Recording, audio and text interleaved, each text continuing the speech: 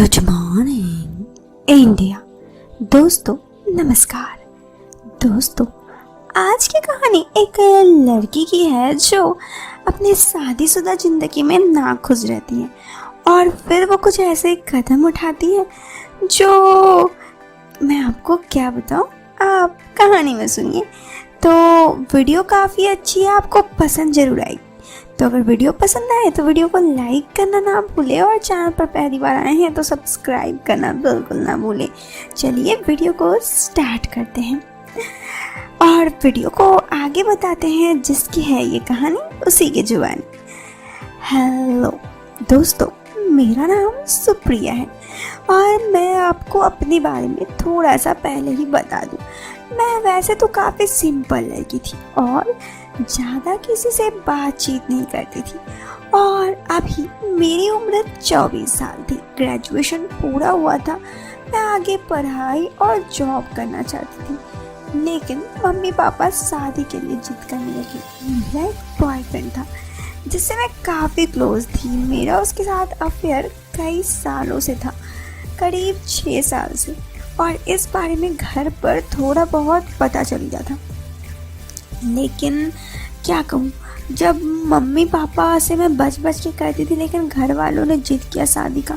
मैं शादी करना चाहती थी तो सिर्फ अपने बॉयफ्रेंड से ही, क्योंकि मैं उससे बहुत ज़्यादा प्यार करती थी और किसी भी हाल पे मैं नहीं चाहती थी कि मैं उससे जुदा हूँ। लेकिन मेरे घर वाले इस बात पर कभी राजी नहीं हो रहे थे। अंततः मैंने बहुत जिद किया और अंत में मैंने कहा कि अगर आप लोग मेरी उससे शादी नहीं देंगे तो मैं घर से भाग जाऊंगी। लेकिन मम्मी कहने लगी कि अगर तुम हमारी मर्जी से शादी नहीं करोगी तो मैं सुसाइड कर लूँगी, मैं और तुम्हारे पापा दोनों। उनकी एक बात और मेरी जुबान एकदम बंद। सच कहूँ तो बहुत बुरा लगा। मैं नहीं चाहती थी उससे शादी करना जिसके साथ मेरी शादी फिक्स हुई थी। वो एक अच्छा लड़का था, अच्छे पैसे कमाते था, लेकिन मैं ज़िंदगी में जिससे प्यार की थी बस उससे शादी करना चाहती थी। मैंने बहुत बार घर वालों से ये बात कही, लेकिन कोई सुनने वाले नहीं थे। लास्ट मैंने शादी कर ली क्योंकि मेरे पास कोई रास्ता नहीं था। मैं नहीं चाहती थी कि मेरे वजह से मेरे मम्मी पापा कुछ ऐसे कदम उठाएं। मैंने शादी कर ली। शादी के बाद मेरा बिल्कुल भी मन नहीं लगता ससुराल में।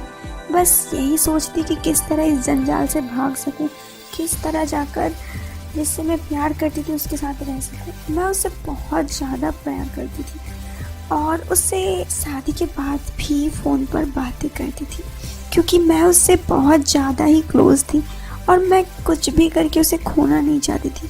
उसे सब कुछ पता था कि किन हालातों में मेरा शादी हुआ, इसलिए वो मेरा बहुत सपोर्ट करता था। सच कहूँ तो बस एक वही तो था जो मेरा सपोर्ट करता था, बाकी और कोई नहीं शायद।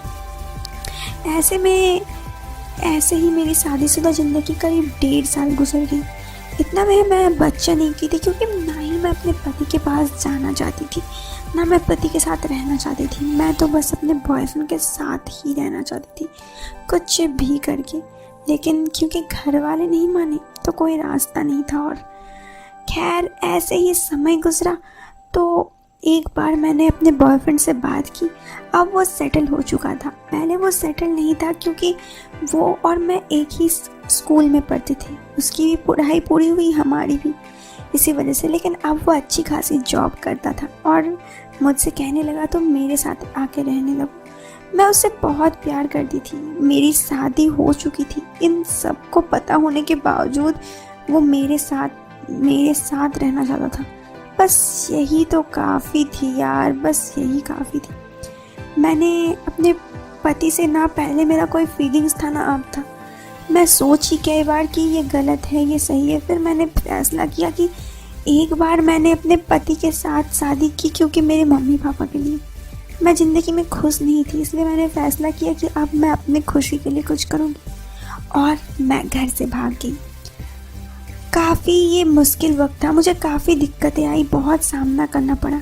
बहुत सारे कॉल आए, मेरे अगेंस्ट पुलिस कंप्लेंट भी हुआ क्योंकि मैं घर से भाग चुकी थी।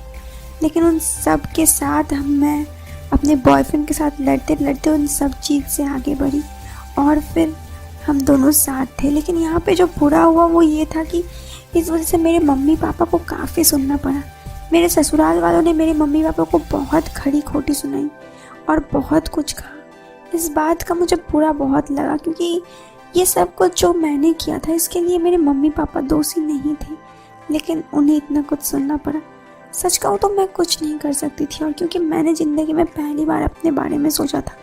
इससे पहले तो मैं अपने मम्मी पापा की मर्ज़ी से ही शादी कर ली थी, लेकिन इस बार मैं अपने मर्ज़ी से ही भागना चाहती थी, इसलिए मैं उसके साथ भागने का फ़ैसला जो ली उसी में रही।